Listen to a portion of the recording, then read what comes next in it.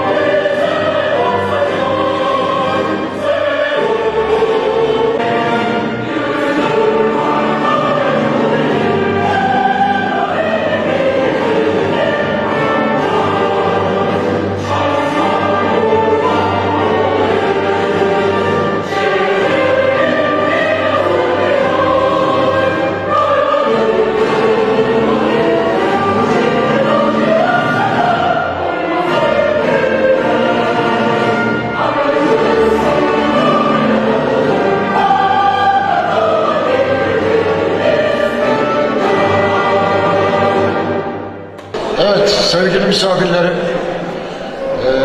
bu programı Gemerek'te ilk defa yapıyoruz. Eğer sürçülisan olursa şimdiden affola diyorum. Sayın Kaymakamım, Sayın Belediye Başkanlarım, Sayın İl Genel Meclis üyelerim, Sayın Ankara Sivaslı Dernekler Federasyonu Başkan Vekilim, sivil toplumlarımızın değerli üyeleri, güzide basınımızın değerli mensupları, kıymetli protokol, saygıdeğer konuklar, hepinizi saygıyla selamlıyorum. Hoş geldiniz, sefalar getirdiniz. Saygıdeğer hanımefendiler, beyefendiler, sevgili gençler, Sultanşehir Sivaslı Yiğidoğlar, Ankara Gemerekler Derneği, Gemerek Kaymakamlığı, Gemerek Belediye Başkanlığı ile birlikte düzenlemiş olduğumuz 1. Gemerekler buluşmasına katkılarınızdan, katılımlarınızdan dolayı sizlere ayrı teşekkür ediyorum. Tekrar hoş geldiniz. Değerli hemşehrilerim, öncelikle içinde bulunduğumuz Cumhuriyetimizin 100. yılında Cumhuriyetimizi geçtiğimiz 29 Ekim Cumhuriyet Bayramınızı kutluyor. Başta Cumhuriyetimizin kurucusu Gazi Mustafa Kemal Atatürk olmak üzere silah arkadaşlarını, tüm şehitlerimizi şükranla, minnetle anıyorum. Ruhları şad olsun. Saygıdeğer hemşehrilerim, hepsinin bildiği üzere güzel ülkemiz zor bir sürecin içerisinden geçmektedir. Orta Doğu'da yaşananlar gözlerimizin önünde. Siyonistlerin şımarık uşakları Filistin'de, Gazze'de Müslüman din kardeşlerimizi kadın, çoluk, çocuk demeden acımasızla katlediyor. Bu zulme seyirci kalan emperyalist güçleri ve katil İsrail'i şiddetle, nefretle kınıyor, hayatlarını kaybeden Filistinli din kardeşlerimize Allah'tan rahmet diliyorum. Kıymetli konuklar, bu toplantımızın hayırlara vesile olmasını canı gönülden temenni ediyorum. Sivas ili Gemerek ilçesi ve civarı yardımlaşma ve dayanışma derneğimizi Ankara'da birkaç fedakar hemşerilerimizle birlikte bir araya gelerek 2007 yılında kurduk. Bizler her ne kadar doyduğumuz şehirlerde yaşasak da doğup büyüdüğümüz memleketimizi unutmamız malum mümkün değil. Derneğimizin kurulduğundan bugüne kadar amacı doğrultusunda hiçbir siyasi oluşumun şemsiyesi altına girmeden farklılıklarımızı zenginlik bilerek tüm siyasi görüşlere ve farklılıklara eşit mesafede yolumuza devam etmekteyiz. Kıymetli hemşehrilerim, bir elin nesi var, iki elin sesi var misali 2010 yılında kısa adı ASİDEF olan üst kuruluşumuz Ankara Sivaslı Dernekler Federasyonu'na üye olduk. Ayrıca 2014 yılında Gemerek, Altınyayla, Şarkışla ilçe derneklerimizle bir araya gelerek kısa adı KAŞ olan Batı Sivas platformunu kurduk. Bu dönem ASİDEF'in genel sekreteri ve KAŞ'ın dönemsel başkanı olarak ilçemizi başkent Ankara'da daha güçlü temsil etmek amacıyla çalışmalarımıza devam ediyoruz. Değerli konuklar, özetle Ankara Gemerekler Derneğimizin çatısı altında sosyal yardımlaşma, bir araya gelme, tanışma, kaynaşma ve gençlerimize iş bulmalarında yönlendirme, eğitim alanında öğrencilerimize yurt sorunlarına ve burs ihtiyaçlarına imkanlar ölçüsünde yardımcı olmak, bürokrasiyle ilişkilerimizi canlı tutarak elimizden geldiğince yardımcı olacağımızdan hiç şüpheniz olmasın. Bu konularda derneğimizin kapısı siz hemşerilerimize sonuna kadar açıktır. Bu süreçte kuruluşumuzdan bu yana yönetimde görev alan, maddi ve manevi desteklerini esirgemeyen derneğimizin yaşatılması için her zaman omuz veren yol arkadaşlarıma, yönetim kuruluna, sizlerin huzurunda teşekkürlerimi arz ediyorum. Sevgili hemşehrilerim, bugün biz sizlerle bir sıla-i rahim yapıyoruz. Davetimize icabet edip bu programda bizlerle olduğunuz için Allah hepinizden razı olsun. Bu duygu ve düşüncelerle birlik ve beraberliğimizin devamı dileklerimle Allah'a emanet olun. Sağlıcakla kalın. En güzel günler hepimizin olsun. Hoşça kalın. Değerli misafirler, Gemerek Belediye Başkanımız Remzi Kılıçdağ Bey. Buyurun Sayın Başkanım. Sayın Kaymakamım, Çepli Belediye Başkanı, Ankara Gemerekler Derneği Başkanım, Kayseri Gemerekler Derneği Başkanlarım, değerli dernek başkanlarım, İl Genel Meclisi üyesi, çok değerli gemerekler, hepinizi saygı, sevgi, en kalbi duygularla selamlıyorum. Ankara Gemerekler Derneği'nin düzenlenmiş olduğu birinci konserinde hoş geldiniz. Hep ilkleri yaşıyor. Bir gün dünkü taciz olaylardan dolayı Akif amcamın hanımı, Ayşe ablamız dün elin bir trafik kazası sonucu rahmetli oldu. Allah rahmet eylesin. Acımız büyük. Dün tekrar bir trafik kazasında çok sevdiğimiz vakıflarda özel güvenlik görevlisi Erdoğan Bey'in oğlu Oğuzhan İpeksoy da bir kaza geçirdi. Ona da buradan geçmiş olsun diyoruz. Allah acil şifalar versin. Tabii ki Gemerek ilkini yapıyor. İlk demek bunu dernek başkanım dediği gibi bu konseri, bu sosyal faaliyetleri gelenek haline getirebiliriz. Gelenek haline getirdiğimizde ben inanıyorum ki hem Gemerek ilçesinde hem belde köylerinde hem yurt içinde hem yurt dışında yaşayan Gemerekleri bir arada tutabilmek, birlik ve beraberlik içerisinde hareket ettirebilmek çok önemlidir. Burada da dernek başkanlarına çok görev düşüyor. Dernek başkanlarımızın burada yapmış olduğu hizmetlerden dolayı tüm dernek başkanlarıma ayrı ayrı teşekkür ediyorum. Kısaca Gemerek'ten bahsedersek, Gemerek tabii ki Türkiye'nin tam ortasında yer alan coğrafi olarak karayoluyla, deniz yoluyla, hava yoluyla, liman yoluyla tam Türkiye'nin merkezinde yer alan bir yerleşime sahip. Osmanlı döneminde işte 1895 yılında nahi olmuş. Nahi olduktan sonra da tabii o dönemde de hem kültürel hem ekonomi yönünde Osmanlı döneminde de adını duyuran bir yerleşim yer olmuştu. Daha sonra 36 yılından sonra ilçe olmuş, 2013 yılında ise Yeniçibük Belediyesi'nin tüzel kişiliğinin kaldırılmasıyla Türkiye'nin tam ortasında yer alan koca bir ilçe konumundayız. Tabii ki burada ilçe olduktan sonra biz şimdiye kadar ne yaptık, ne eyledik, ilçeyi nasıl geliştirebiliriz, ilçe nasıl ileriye gidebilir, o konularda 4,5 yıl içinde çok büyük bir gayretin içerisine girdik. Gemerek ilçesinin en büyük problemi, saygıdeğer Gemerek'in en büyük problemi iş suyu problemiydi.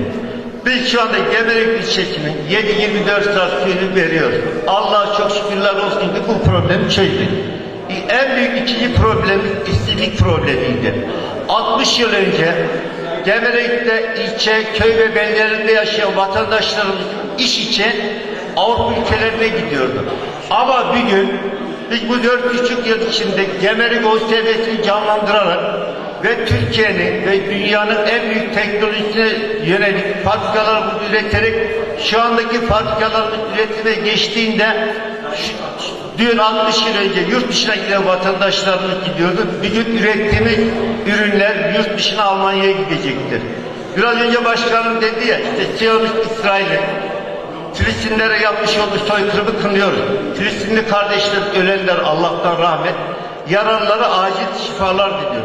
Tabii ki bunu kınamayla kalmayacak. Onlar nasıl teknoloji yakaladıysa biz de Gemerek ilçesinde teknolojiyi yakalayabilmek için eğitime çok önem veriyoruz. Eğer eğitime önem verip teknolojiyi yakalayamazsak, tek boyutlu düşünebilirsek, 3 boyutlu düşünemezsek, 5 boyutlu dünyaya bakamazsak, eğer Yahudinin teknolojisini biz üretemezsek biz onlarla yarışamayız. Onun için Gemerek için 4,5 yıl önce çıktığımız gibi marketçe yapabilmek için eğitime çok önem veriyoruz. Çocuklarımızın artık tek boyutlu değil, 3 boyutlu, 5 boyutlu nasıl düşünebileceği için biz yerel yönetimler olarak elimizden geleni yapıyoruz. İnanıyorum ki Gemerek ilçemiz marka olacaktır. Hem eğitimde marka olacak, hem sanayisinde marka olacak. Her yönde marka ilçe yapabilmek için elimizden gelen gayreti yapıyoruz. Burada önemli olan nedir? Gemereklerin hem ilçede hem belde ve köylerinde hem yurt dışında yaşayan Gemereklerin bir olması gerekir. Beraber olması gerekir, iri olması gerekir. Eğer biz bu birliği, beraberliği sağlarsak inanıyorum ki Gemerek ilçemiz marka olma yoluna devam edecek ve marka ilçe olacaktır. Biz buna inanıyoruz. Onun için de tekrar tüm Gemerek hemşerilerimize Ankara Gemerekler Derneği'nin düzenlemiş olduğu konsere geldiğinden dolayı ayrı ayrı teşekkür ediyorum. Hepinize Allah'a emanet ediyorum. Değerli misafirler, şimdi bizim Ankara'da Şarkışlalı Doktor Muammer Timurkoy'la hocamız var. Daha önceki Şarkışla Dernek Başkanıydı. Platformumuzun ortağıydı. Şimdi gençleri devretti kendisi.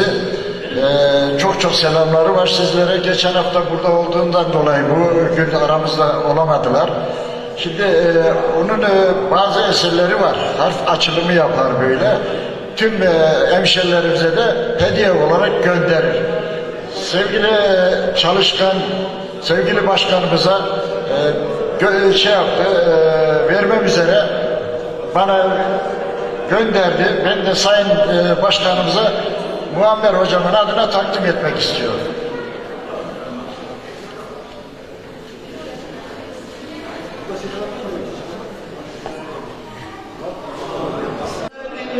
Sayın Kaymakamım, Muhammed Taha Büyükselim Bey. Buyurun efendim.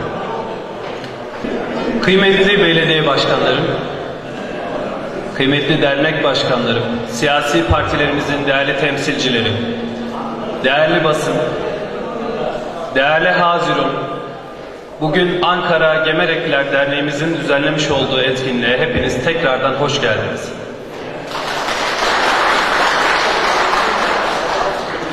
Öncelikle bu birleşimde benim önemsediğim konu Gemerek'in tarihi ve kültürü. Biz bunu farklı alanlarda, farklı platformlarda her zaman dile getirdik. Yaşadığımız coğrafyaya, yaşadığımız alana, tarihe yabancı olmamak bizim için çok kıymetli bir husus.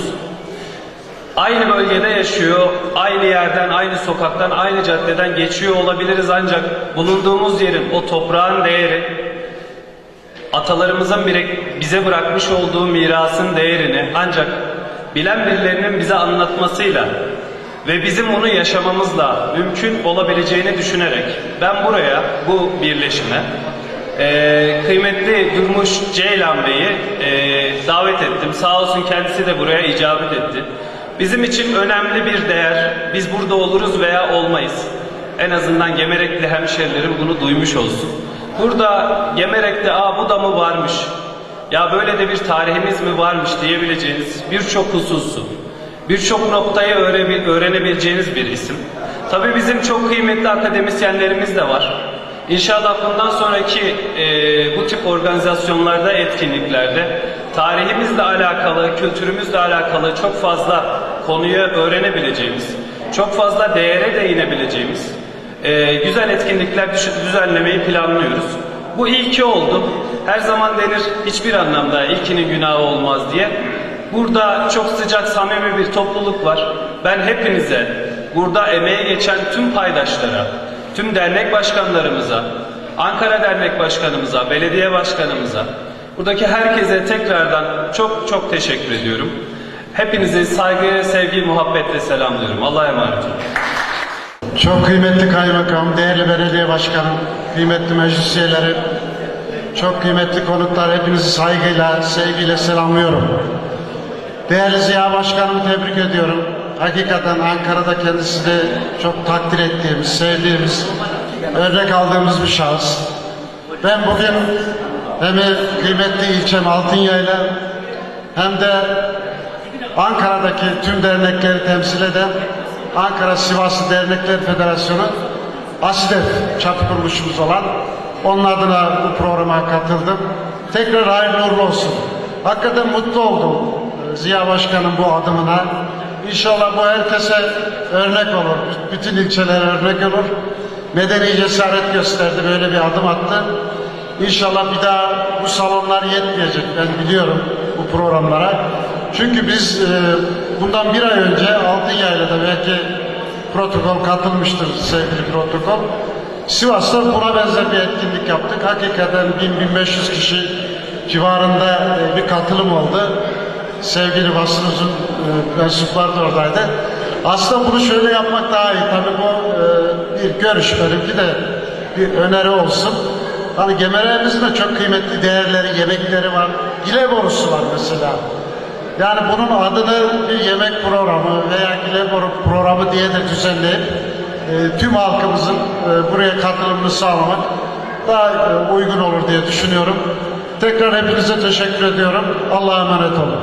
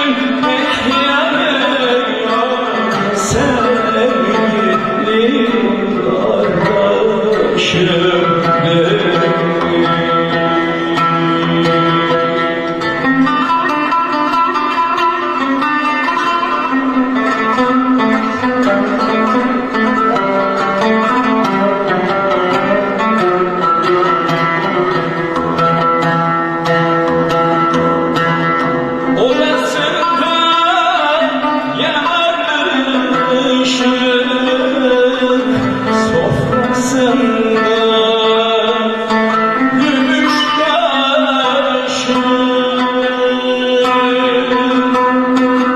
başucumda sever beşik uyan hacı beyim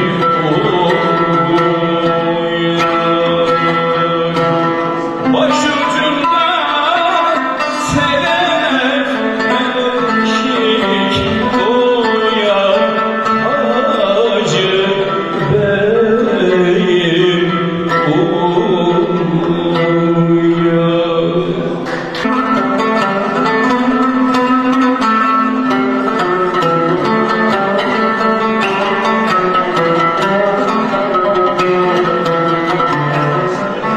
Gün gelir de beni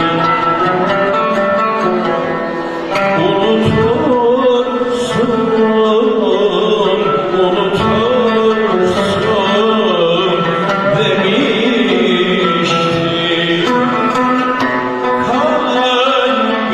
Kalbimdeki bu derdi uyutursun, uyutursun demiştim. Ne ben seni unutabildim, ne bu derdimi uyutabildim, ne bu gönlümü avutabildim. Unutamam seni, unutamam seni, unutamam seni, unutamam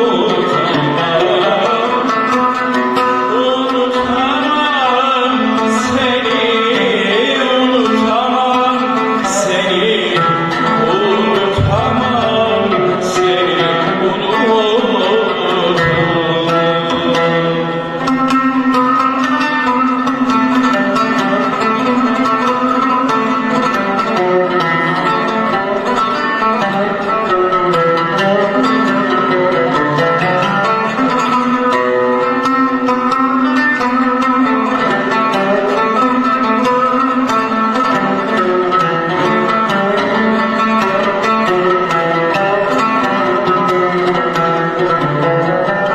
Aşkını çekmeyi geleceksin, geleceksin diyerek belki gözyaşımı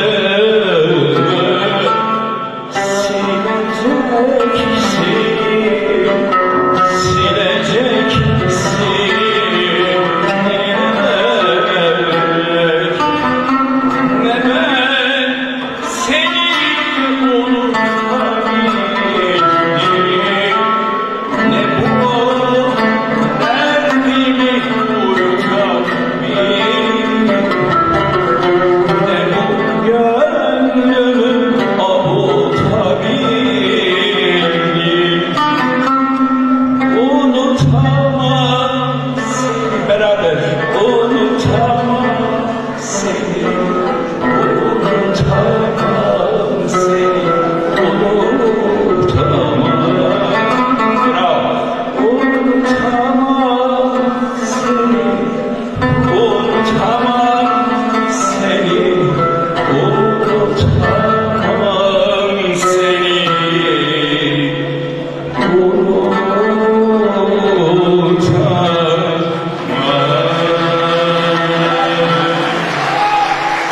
Çok teşekkürler. Bir şarkıyla daha veda edelim mi? İster misiniz? Teşekkürler, sağ olun. Evet.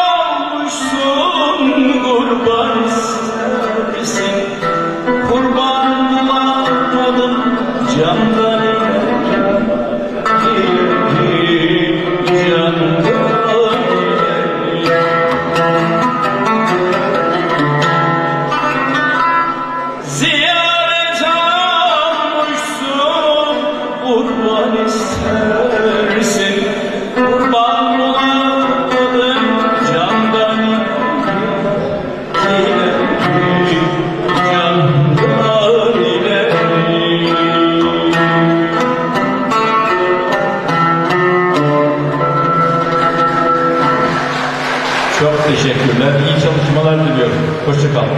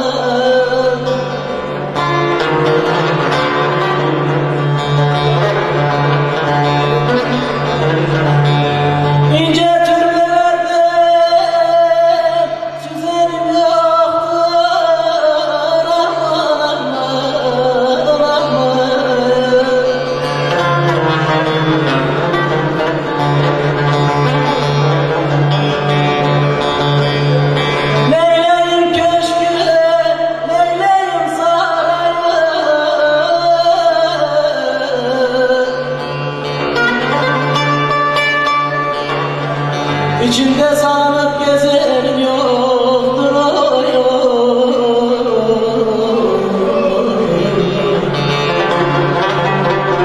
gezerim yoktur o gezerim yoktur o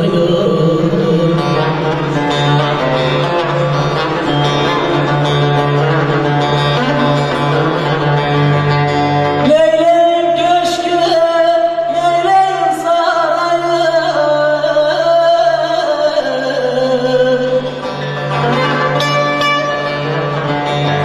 İçinde salınıp gezerim yok.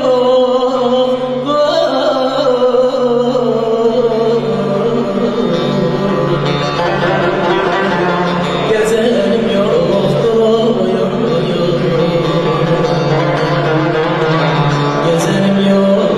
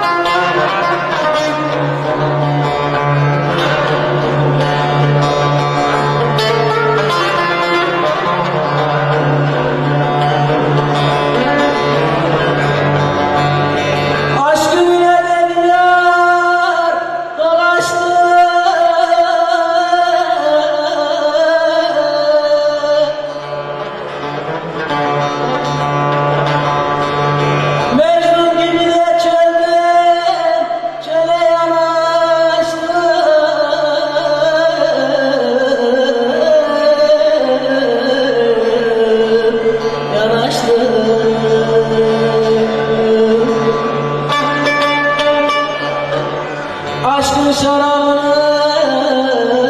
ağzını açtı.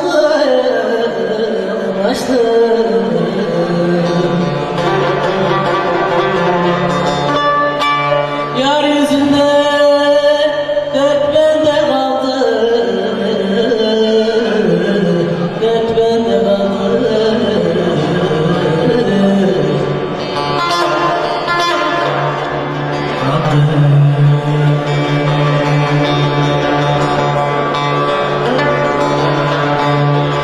Aşkın şarabını ağzını açtı.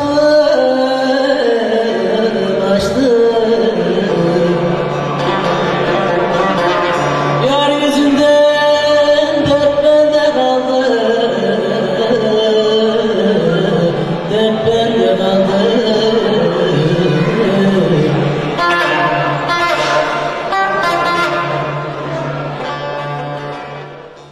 Sayın Kaymakamım, değerli belediye başkanımız, sayın protokol, bizler için ne emekler verdiniz, Gemere'ye hoş geldiniz. Can dostlar, bizi mutlu görmek sade derdiniz, Gemere'ye hoş geldiniz can dostlar. Dost arkadaş kıymetini bilenler, bizler için ta uzaktan gelenler, göz kırpmadan vatan için ölenler, Gemere'ye hoş geldiniz can dostlar. Vatana millete hayırlı olsun, gönlünüz neşeyle huzurla dolsun, bütün dostlar mutlu, sağlıklı olsun, Gemere'ye hoş geldiniz can dostlar. Kırmızı beyazdır akar kanımız, dünyaya ses verdi bizim şanımız, vatana fedadır her an canımız, Gemere'ye hoş geldiniz can dostlar. Yüce Yaradan'a bağlı özlere, selam olsun ay gündüzlü yüzlere, hüdaverdi kurban olsun sizlere, Gemere'ye hoş geldiniz can dostlar. Ağustos sabahı sisli bir gündü, düşmana darbeyi vurdu Atatürk. Allah Allah diyor Mehmetçik önde, Yunan'ı önünde sürdü Atatürk. Türk topları şimşek gibi çakıyor, Mehmetçikler üç taraftan akıyor, Yunan korkmuş titreyerek bakıyor, düşman saflarını yırdı Atatürk. Bölük bölük süvariler peşinde, kaçıyorlar korku dolu düşünde, tutsak olmuş asker paşa içinde, düşman saflarını yardı Atatürk. Türk ordusu sıra sıra dizildi, düşman mevzileri bir bir ezildi, tekrar baştan kahramanlık yazıldı, yüce hak sözünde durdu Atatürk.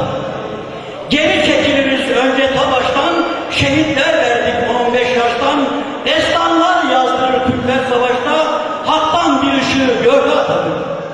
Savaş meydanında ömrünü verdi, bizleri bağımsız görmek dilerdi, önce düşmanları yerlere serdi, tek bir vatanı verdi Atatürk.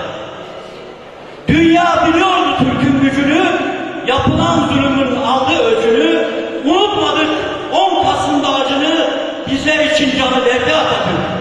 Hüdaverdi şükür etsek az gelir, vatan için ölmek bize az gelir, yiğitlere dere tepe düz gelir, Yunan'ı denize sürdü Atatürk, Yunan'ı denize döktü Atatürk. Hayırlar fethola, şerler defola, gönüller şad ola, devletimiz payidar ola, birlik ve beraberliğimiz daim ola, milletimiz selamet bula, düşmanlarımız kahru perişan ola. Sayın Kaymakamım, Sayın Başkan, değerli STK üyeleri, değerli dernek başkanları, tüm hazurun, aziz hemşerilerim, saygı ve sevgiyle selamlıyorum. Toyumuza hoş geldiniz. Konum Gemerek tarihi ve kültürü. Evvelen Gemerek tarihi ve kültürünün anlaşılması ve bilinmesi açısından kendi asli görevlerinin haricinde Gemerek tarihinin bilinmesi adına tüm destek ve gayretlerini yakından hissettiğimiz Sayın Kaymakamıma müştereken ve özellikle teşekkür ediyorum. Gemerek tarihinin tabi bilinmesi son derece önemli.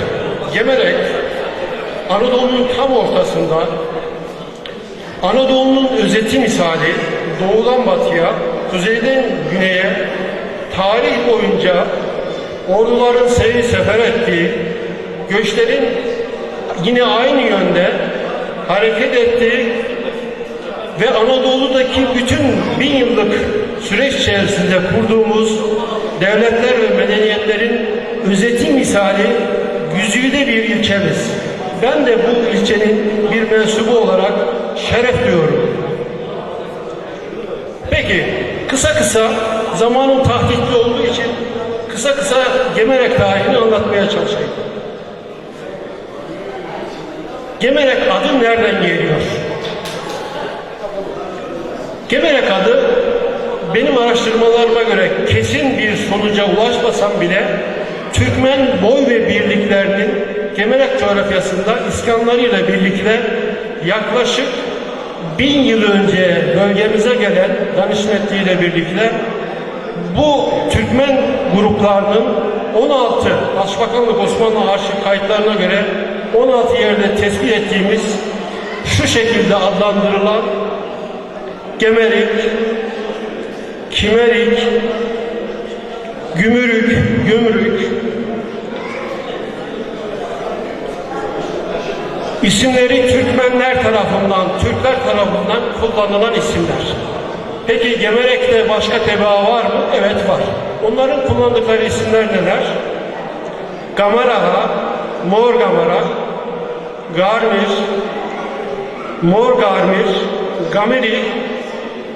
Bunlar da bu isimlerde Gemerek coğrafyasında 1000 yıl içerisinde Ermeni tebaanın veya Ehli Zimmi dediğimiz, Gebran dediğimiz tebaanın kullanmış olduğu isimler. Gemerek isimleri Kemeri Ak, özelde halkın kullandığı, Samsun'dan gelen bir kemerin getirildiği, Gemer'e girişine dikildiği 200 yıl önce bu tür söylentiler olsa bile Gemerek'in Merek isminden türetilerek başına Gem ismi ilave edilerek bir sıfatlama, tanımlama yapılsa bile bunlar halk arasında kullanılan fakat Başbakanlık Osmanlı arşiv kayıtlarına baktığımızda bir geri olmayan tanımlama. Gemerek ismi yine Başbakanlık Osmanlı arşivlerine göre Gemerek, Adana Sancağı, Karahisar, Çukurabat bölgesi, Başbakanlık Osmanlı arşivi. Şimdi bunlar çok uzun sürer. Ben kısa bunların başlığını vereyim. Gemerek isminin nereden geldiğini daha iyi anlamış olacağız. Çünkü zamanımız yetmeyecek. Bunlar arşiv kayıtları, teknik konularda girip sizi sıkmamak için kısaca söyleyeyim. Gemerek ismini Karahisarlı coğrafyası, Revan, biliyorsunuz Revan'ın nerede olduğunu, Gümrük, Rumkale, Böğrüdelik bölgesi, Gaziantep, buralarda Gemerek ismiyle kurulan iskanları görüyoruz. Türkmen iskanları. Yani Osmanlı arşivleri, diğer kayıt ve kuyutlara baktığımızda Gemerek isminin Türk ismi olduğunu, Danışmetli'den beri kullanıldığını, Revan'dan Adana Sacağı'na kadar bütün coğrafyada kullanıldığını, arşiv kayıtlarını anlıyoruz. O zaman Gemerek bir Türk yurdu. Ta ki 1592-98 yılı arasında Dulkadirli beylerinden Şahruf Bey'in Gemerek'in tam merkezindeki bugün Merkez Camii diye bildiğimiz mescidi Kur'an'a kadar. Bundan öncesi iskanlar biraz daha farklı. Fakat 1556 yılından sonra bu bölgede Anadolu'nun ortasındaki demografik yapıyı değiştirmek isteyen değişik sebep ve sahiplerden dolayı bu bölgedeki yapı değişti. Buradaki Türkmen grupları ve Türkmen iskanları Karaman bölgesine, Bozulus bölgesindeki Akkoyunlu coğrafyasındaki bir kısım iskanlar bu bölgedeki iskanlar da o bölgeye aktarıldı.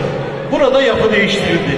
Bu aşamada yani 1556 tahrir kayıtlarını dikkate aldığımızda 1575 tahrir kayıtlarına baktığımızda anlıyoruz ki Gemerek coğrafyasında Ehli Zimmi dediğimiz veya Gebran dediğimiz Rumların ve Ermenilerin iskan edildiğini, bunların da yakın zamana kadar bölgemizde kaldığını biliyoruz.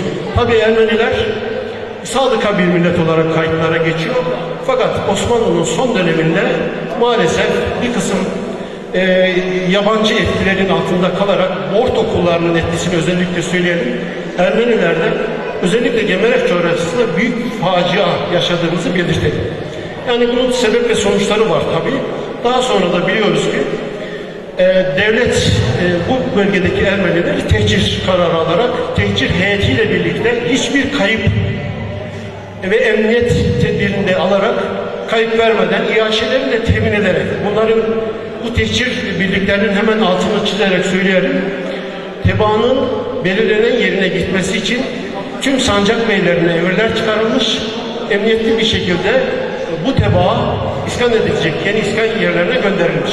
Bunu kısa bir cümleyle söylemiş olalım ki Türk milletinin ve Türk kültürünün 4000 yıldan beri 2300 yıllık ordu kültürünü, Uygur devletlerini, Göktürk devletlerindeki devlet yapısını, bu devletlerle birlikte Anadolu'da kurduğumuz 100'e yakın irili ufaklı imparatorluk, beylik ve devletleri düşündüğümüzde büyük bir kültürümüzün ve medeniyetimizin var olduğunu ve bu var olan kültürün Gemerek'te ihdas edildiğini ve Osmanlı adaletinin bu şekilde son Ermeni tehcirleriyle bilindiğini söyleyelim. Yani Türk milletinin alnına kara sürülecek tek bir nokta bile Türk tarihinde göremezsiniz. Tehcir edilen, arkasından, sırtından hançerleyen Ermeni yapısı bile, Ermeni tebaasına bile kendi tebaası olduğu için söylediğimiz tedbirler alarak tehciri sağlamıştır. Bunun örneklerini, yüzlerce örneklerini görebilirsiniz. Şimdi konuyu dağıtmamak için kısa da notlarıma devam edeyim. Müsaade ederseniz. Gemerek tarihinin dönemleri var tabii. Bizim tarihimizde, bu coğrafyanın tarihinde Dulkadirlerin son derece büyük bir etkisi var, derin etkisi var. Bunu bugün de hissedebiliyoruz. Bundan önceki dönemlerde, binli yıllarda, yani 1071 yılında Sultan Alparslan'ın Anadolu'nun kapısını Türklerin iskanına, ardına kadar açtıktan sonra Türkmen bölükleri 120 bin kadar çadır Anadolu'nun orta hattından batıya doğru yine 120 bin kadar çadır Halep, Kerkük üzerinden Musul'a doğru geldiğini, peyderpey Anadolu coğrafyasını iskan ettiğini biliyoruz. İşte ilk iskanlarımız Beylikler dönemi dediğimiz bu döneme rastlıyor. Bundan önce tabi Anadolu'da Türk yok muydu? Türk yapı elbette vardı. Yani binli yıllardan önce 4000 yılında, 5000 yılında, milattan önce 2000 yılında, 3000 yılında Türk bölüklerinin Orta Asya'dan Anadolu'ya geldiklerini ve bu coğrafyaya iskan olduklarını biliyoruz değişik sebeplerle. Şimdi konuyu dağıtmadan tekrar başa dönelim. Burası aynı zamanda bir Danışment yurdudur. Danışment Ahmet Gazi bugün Tokat bölgesinde devletini kurduktan sonra beyliğini, yani Sultan Alparslan'dan almış olduğu emirle dirlik ve yurtluk oluşturmak için Anadolu'ya peyderpey aşama aşama gelen Türk bölüklerini düşünürsek bunu irtibatlandırabiliriz. Bu bölgede 1100'lü yıllarda bu bölgeyi Danışmentli birliklerinin iskan edildiğini görüyoruz. Tekmen, Gemerek'in bir köyüdür Eğerci'nin hemen girişinde. Tekmen köyü bir Danışmentli köyüdür. Burhan köyü bir Danışmentli köyüdür. Bir Türk köyüdür. Yani Selçuklu'dan önce Beylikler döneminde yine Örtek tarafında Gemerek coğrafyasının özellikle Güneydoğu bölgesindeki köylerden Örtek köyü Alparslan'ın sağ kolunda mücadele eden Örtek Bey'in aşiretlerinin bakiyesinin Adana coğrafyasından buraya gelerek kurmuş olduğu bir köydür, kariyedir. Mudarası Medrusun Bey'in kurmuş olduğu danışmetli yine bir köydür. Yani Gemerek coğrafyasının 1100'lü yıllarda, 1200'lü yıllarında 12. ve 13. yüzyıllarında Türklerin iskan olduğu bir coğrafya olduğunu, bir yöre olduğunu bilmeliyiz. Burayı oluşturan kültürü, yani Türk kültürünü, Gemerek coğrafyasındaki tarihimizi ve kültürümüzü oluşturan ana yapılar bunlar. Bunları hiç göze ardı etmemeliyiz. Yani Türkistan coğrafyasından, Türkistan bölgesinden, ana vatandan getirdiğimiz ne varsa buraya taşıdık.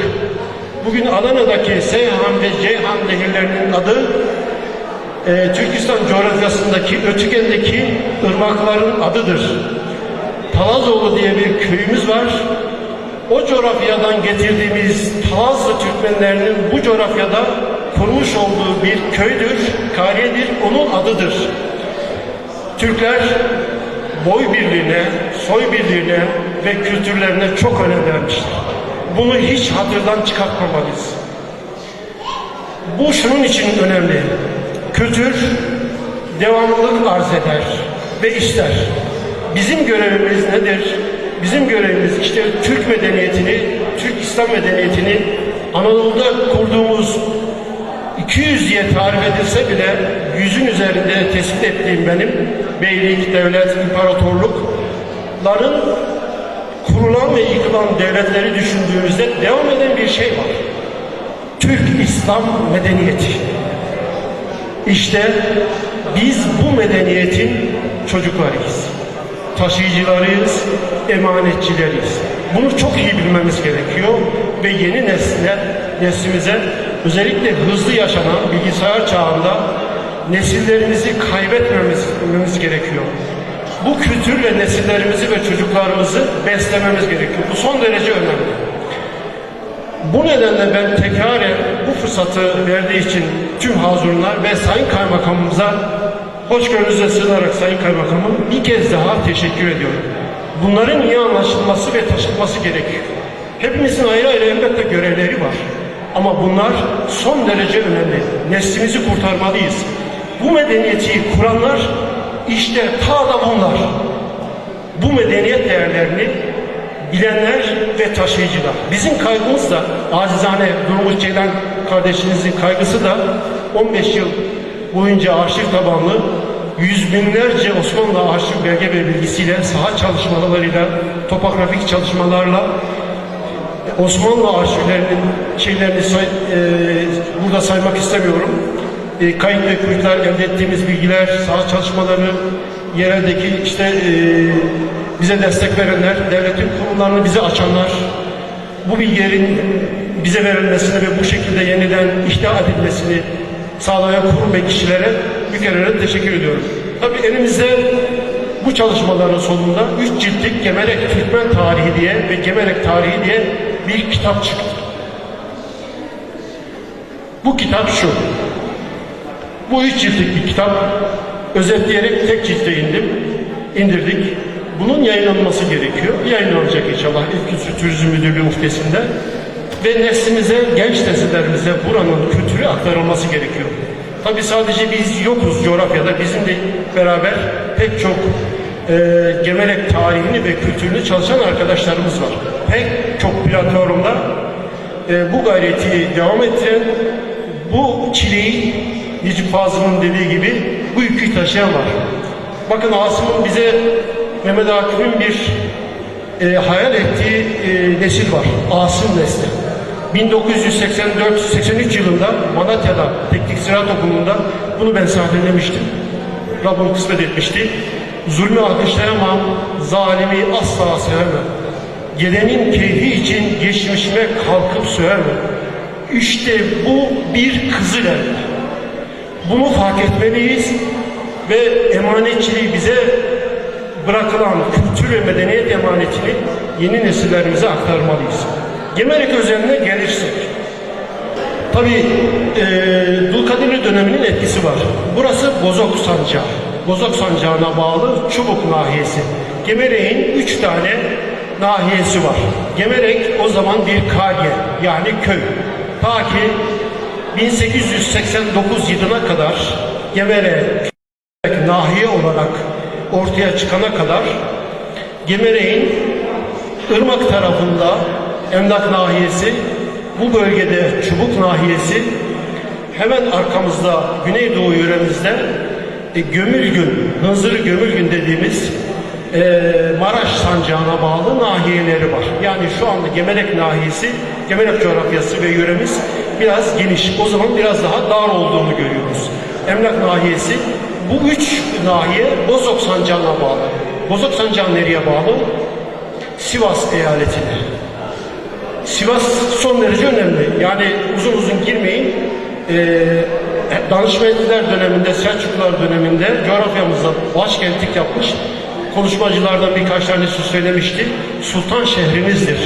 Biz de Sultan şehrimizin batı yakasında Sivas, Kayseri Sancağı bölgesinde nadide bir yerleşim alanıyız. Demin söylediğimiz Türkmen iskanları ile birlikte birleştirdiğimize ve göçleri, seyir seferleri, doğudan batıya intikalleri, orduların seyir seferlerini, kuzeyden güneye Cenevizlerin ticari hattının olduğu coğrafyadayız biz. Dünyanın ilk açık pazar yeri Pazarören'dir. Bu bölgeden oraya bağlantılarımız var. Türkmen bağlantıları. Ta nereye? Halep Sancağı'na kadar. Halep Sancağı neresi? Türkmen yurdu. Gemerek'e gelen bir kısım iskanların, Türk iskanlarının ve Türkmen iskanlarının bu bölgeden seyir sefer ettiğini, buralara gidip geldiklerini biliyoruz Osmanlı arşiv kayıtlarından. Bir şeyin anlaşılması için bir cümle söylememe müsaade edin. Türkmen ifadesi ni kullanıyorum ben ağırlıklı olarak. Kitabımın adı da bu. Türkmen nedir diye akla gelebilir. Türkmen, Kaşgarlı Mahmud'un Lügat-ı Divanı Türk, çok meşhur bilirsiniz. Orada geçen Müslümanlar Türkler Müslüman olduktan sonraki verilen genellikle isim Karluklar ve Karahanlılar dönemindeki tüm arşiv kayıtlarında var, kroniklerde var. Türkmen eşittir Müslüman Türk. Hiç uzatmayalım. Türkmen, tekrar edelim.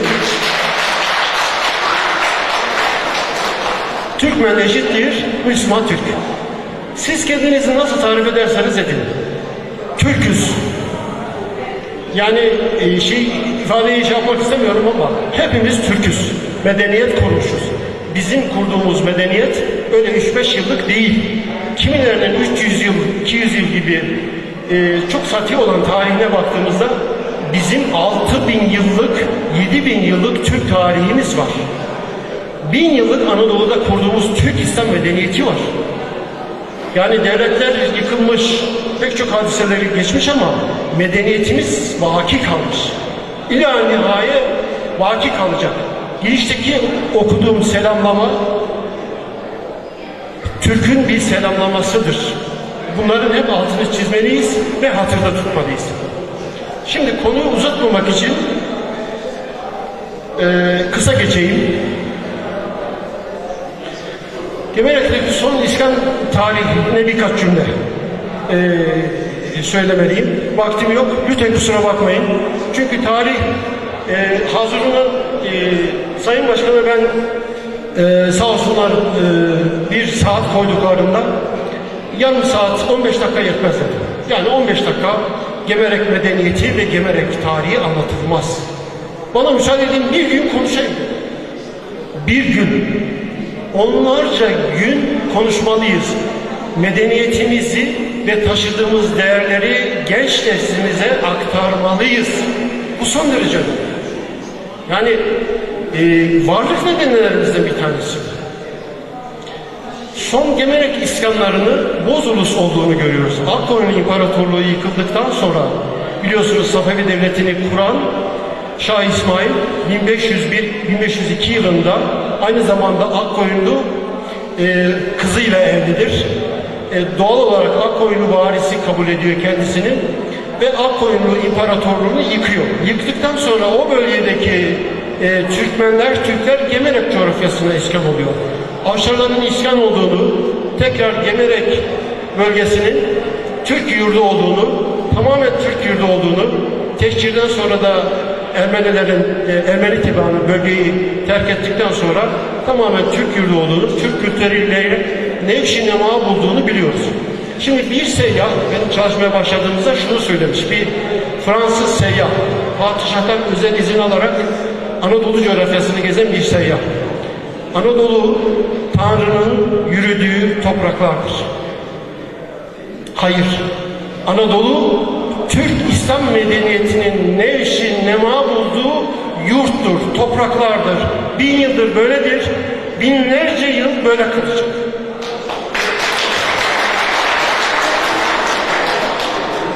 Konu uzun. Ben hazır olan Gemerekli hemşehrilerime, beni nezaketle dinleyen tüm dinleyicilere ve özellikle Sayın Kaymakamıma teşekkür ediyorum. Saygı ve selamlarımı sunuyorum.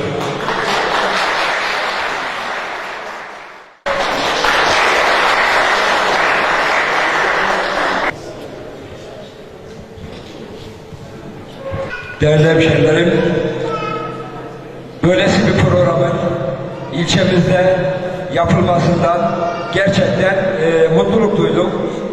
Çok özür diliyorum. Biraz bayağı bir rahatsızlığım var. Konuşmak istiyorum ama hakkınızı helal edin. Saygılar sunuyorum.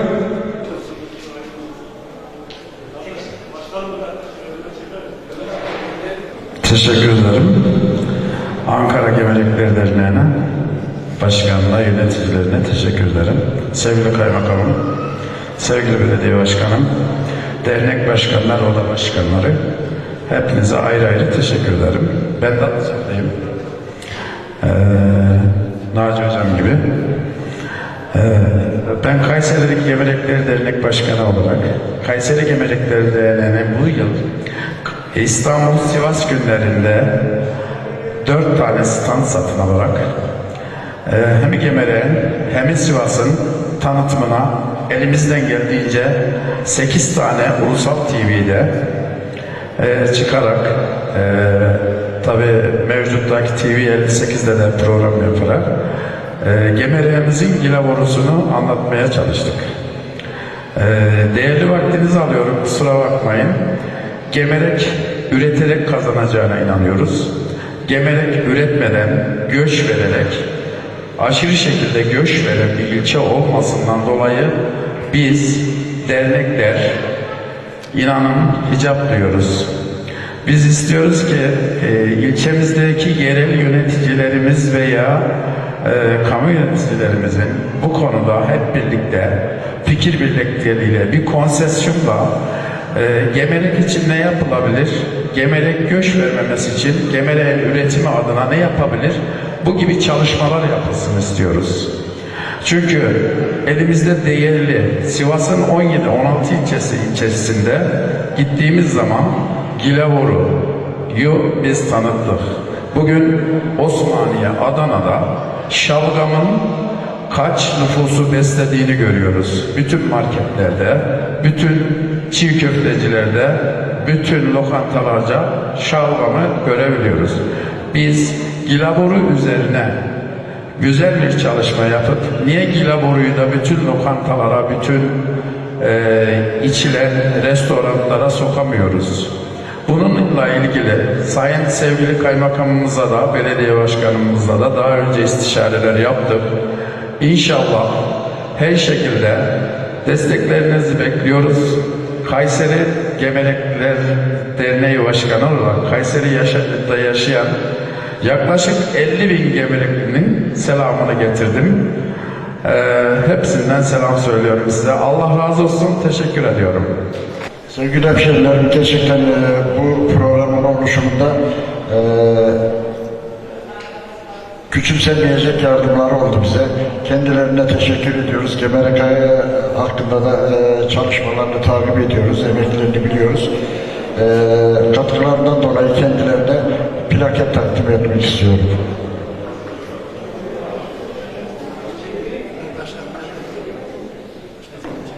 Ben de sizlere teşekkür ediyorum. Burada yapmış olduğunuz birlik beraberlik içerisinde bir hizmetten dolayı, bu bir hizmet neticede. Ben de bu kadar ifade etmek istiyorum. Taşıyıcılar Kooperatifi Başkanı, Genç Başkanıma katılımlardan dolayı teşekkür ediyorum. Plaketini takdim ediyorum. Teşekkür ediyorum başkanım. Ben teşekkür ederim. Türk'üz, Türk'ü çağırırız. Yaylalarda, yataklarda, odalarda, otaklarda. Türk'ün sesi kulaklarda, Türk'üz, Türk'ü çağırırız. Hep beraber gelin kızlar, dile coşar o yıldızlar. Konuşunca çifte sazlar, Türk'üz, Türk'ü çağırırız. Değerli misafirler, türküler sevgiyi, saygıyı, hasretliği, vatanımızı, milletimizi, bayrağımızı anlatır. Ben diyorum ki türküler Türkiye Cumhuriyeti'nin tapusudur. Şimdi Kültür Bakanlığı, Devlet Türk Halk Müziği sanatçımız Sayın Leyla Göktaş Ünal Hanımefendi'yi davet ediyorum. Alkışlarımızla Leyla Hanım buyurun.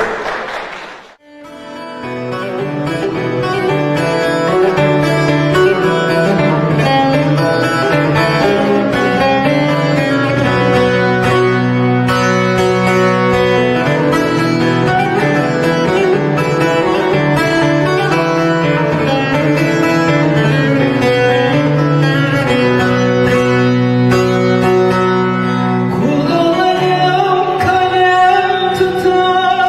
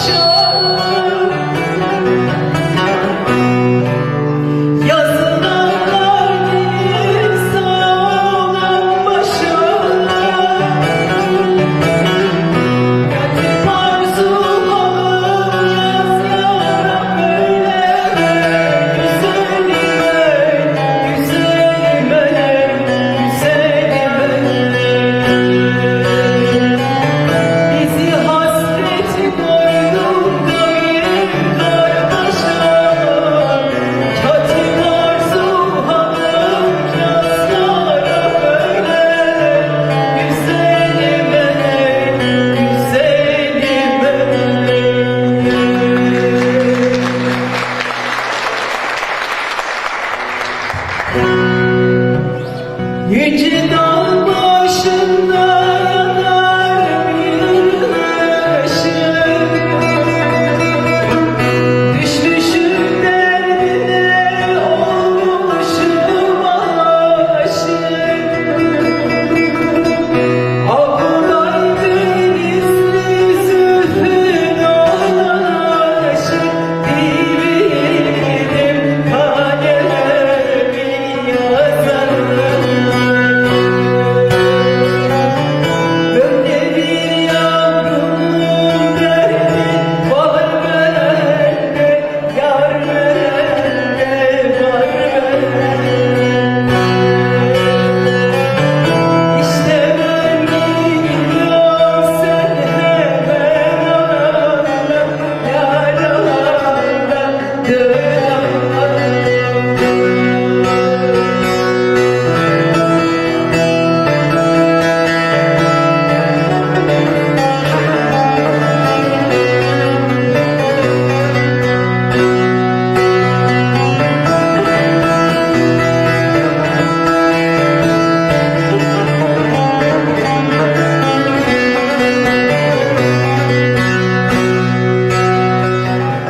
Yüce dağ başında dindiremedim, gönlümü önüne döndüremedim.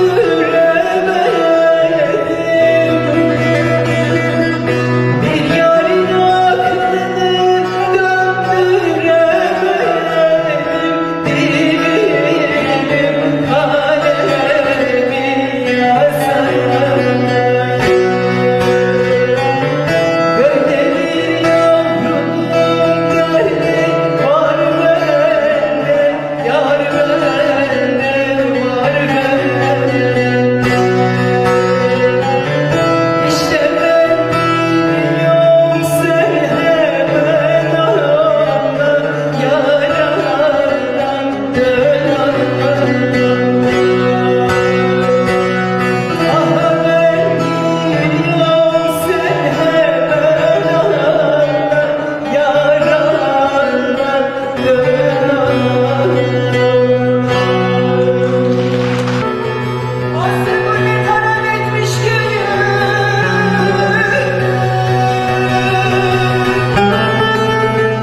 odalara baykuş konmuş, gelene gelene gelene gelene.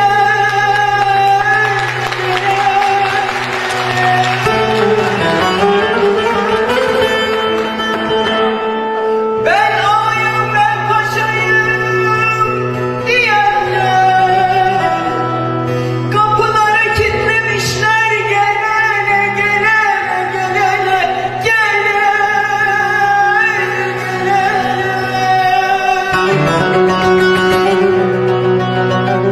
Ben ağayım, ben paşayım diyenler, kapıları kilitlemişler, gelene.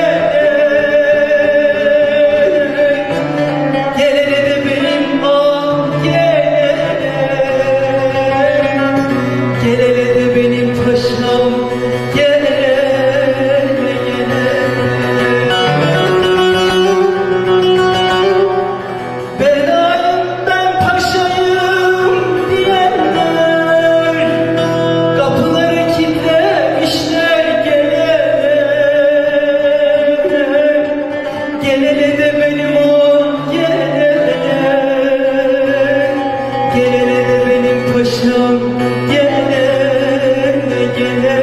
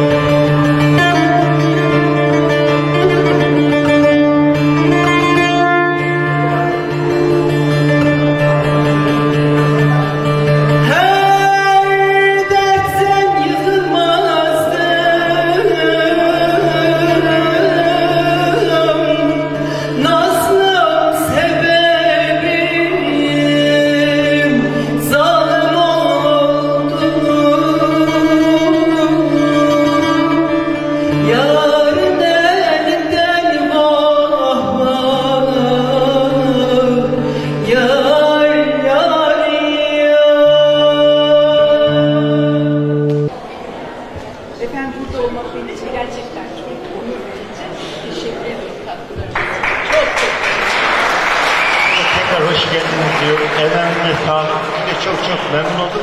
Gemerek halkı için hepinize teşekkür ediyoruz.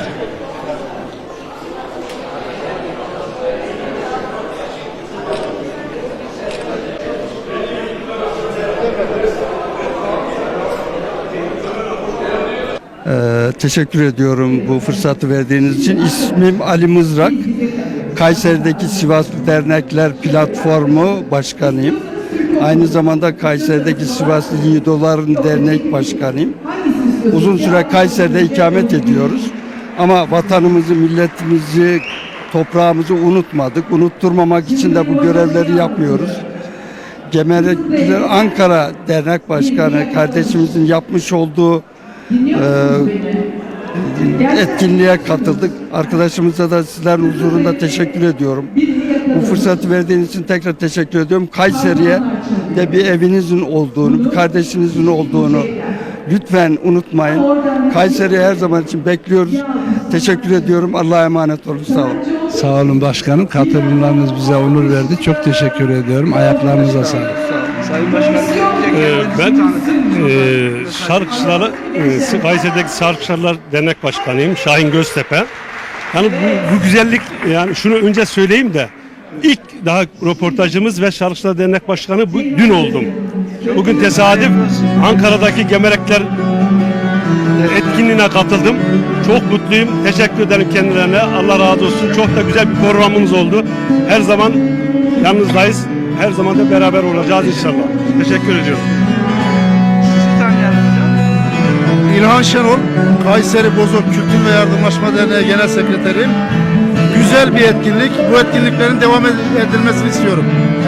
Ziya Başkan'a, sizlere, Kaymakam Bey'e, belediye başkanımıza bugün güzel naif düşünceler için teşekkür ederim. Gemerek'te böyle organizasyonlar daha sıklıkla olmalı. Gemerek'in buna ihtiyacı var. Gemerek'teki yaşayan insanların sosyal aktivasyonlara ihtiyacı var. Bunlar daha kapsamlı, düşünülmeli ve yapılmalı. Biz dernekler olarak her şeyden önce bunun önderliğini yapmalıyız. Bunları bayrak olmalıyız ve çünkü biz buraların çocuğuyuz. Biz buralara hizmet vermek zorundayız. Onun için de tekrar sizlere, Kanal 58'e, emeğe geçen herkese teşekkür ediyoruz. Özellikle yanımızda gelen misafirlerimiz gidiyor, onlara da teşekkür ederiz. Sayın Ötyakmaz, hoş geldin etkinliğimize. Bulduk. Nasıl buldun program hakkında, bir görüşlerinizi alabilir miyiz?